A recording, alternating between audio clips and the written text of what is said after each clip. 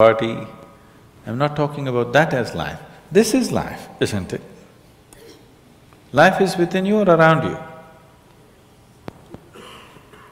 The ambience of life, you're mistaking the ambience of life for life. Your home, your family, your workspace, your party, this is all ambience of life. This is not life, isn't it? Yes or no? You're mistaking the ambience for the real thing. No.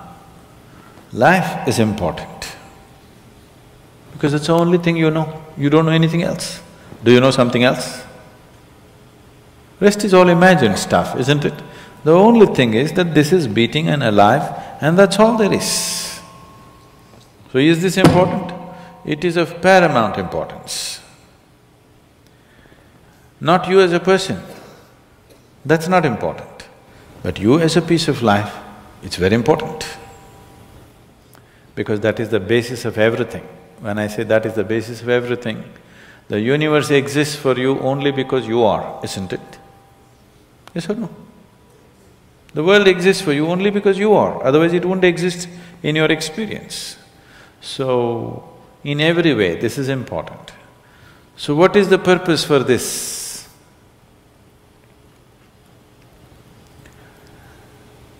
See, if you had a purpose and if you fulfilled it, after that what would you do? After that what would you do?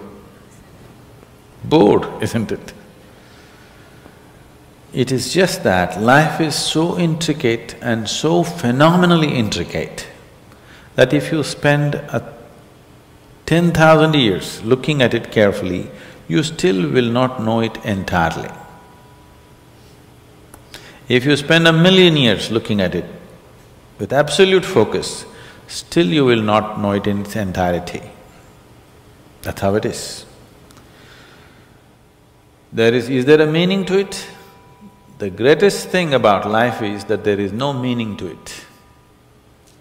This is the greatest aspect of life, that it has no meaning to it and there is no need for it to have a meaning.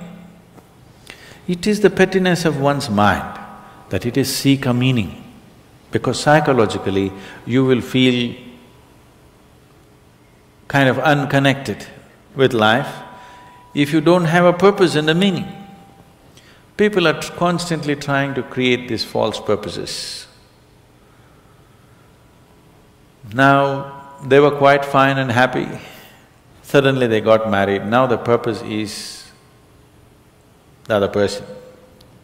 Then they have children, now they become miserable with each other. Now the whole purpose that I go through all this misery is because of the children. Like this it goes on. These are things that you are causing and holding these as purposes of life. And is there a God-given purpose? What if God does not know you exist? No, I'm just asking by chance.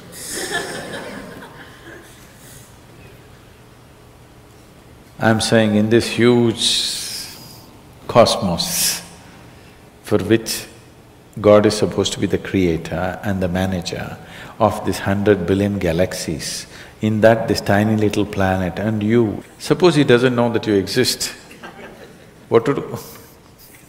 Possible or no? I'm sorry, I'm saying such sacrilegious things, but is it possible or no? What if he doesn't know that you exist? What if he doesn't have a plan for you? Suppose he doesn't have a plan for you, an individual plan for you. Don't look for such things. The thing is, the creation is made in such a way that creation and creator cannot be separated. Here you are a piece of creation, at the same time the source of creation is throbbing within you. If you pay little attention to this process of life, you would not need any purpose, it'll keep you engaged for 1,000,000 years if you want. There is so much happening. So much means so much unbelievable things are happening right here. If you pay enough attention, 1,000,000 years of existence, it'll keep you busy or more. Right now, the need for purpose has come because you're trapped in your psychological structure, not in your life process. Psychologically, your psychological structure functions from the limited data that it has gathered. Within that, it rolls. And right now, your thought and emotion has become far more important than your life, isn't it so? Isn't it so? So because of this, you're seeking a purpose as an escape from the trap that you have set for yourself. It is a trap set by you. You can easily come out of it. If the trap was set for you by somebody else, difficult to come out because they'll set the trap in such a way that you cannot come out, isn't it? I'm talking about life, not marriage, that's what I'm…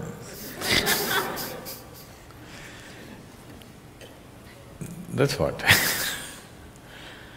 So this is a trap set by you. This is easy to come out, but that is the whole thing.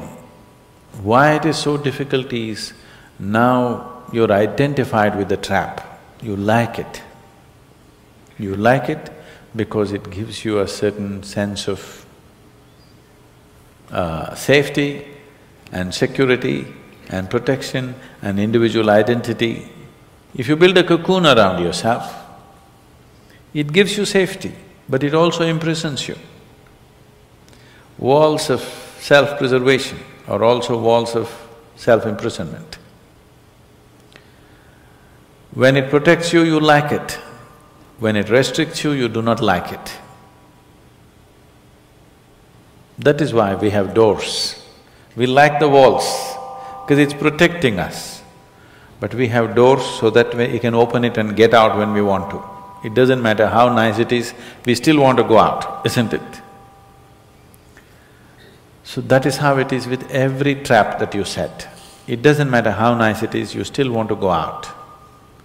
So the psychological wall that you have built, which gives you some sense of identity, which gives you some sense of being a person, an individual person, and which gives you security, beginning to experience it like a trap, somewhere you want to break it. So one way of not breaking it is to find a purpose. Those who find a purpose in their life, they become so conceited. They will live within their own trap forever, thinking that they're doing the most fantastic thing. First thing you need is balance. If you have balance, then you can climb. If you don't have balance, it's better you stay on the ground, isn't it? It's not safe for somebody who is not balanced to climb high. It's best you stay close to the ground, you should not climb. So, first thing is to establish a balance, then you loosen your psychological structure. Then it's a wonderful thing. If you loosen your psychological structure without balance, which a lot of people are doing today, see, why does somebody want to drink alcohol or take a drug? Because it loosens your psychological structure and makes you feel liberated for a moment. But without the necessary balance, you have not worked for the balance, but you got freedom. Freedom without balance is destruction, anarchy, isn't it? So, first thing is to work for balance, an enormous sense of balance, where even if you dismantle your psychological structure, you can simply live here. Dismantling your psychological structure is an important process because that is your trap, that is your security, that is your stability. At the same time, that's your trap.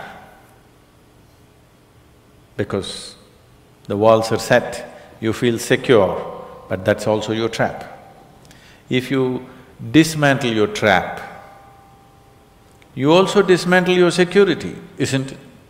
You also dismantle your sense of purpose, you also dismantle everything that matters to you.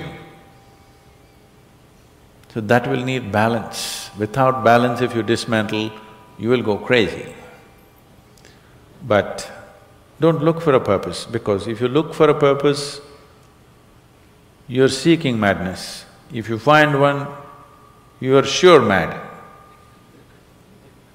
Yes. If you think you found a purpose in life, you for sure gone crazy. Because only the insane people have purpose. Or people who have purpose are insane in many ways. These are things that you create in your mind and believe it's true, isn't it? Right now, fighting for my country is my purpose.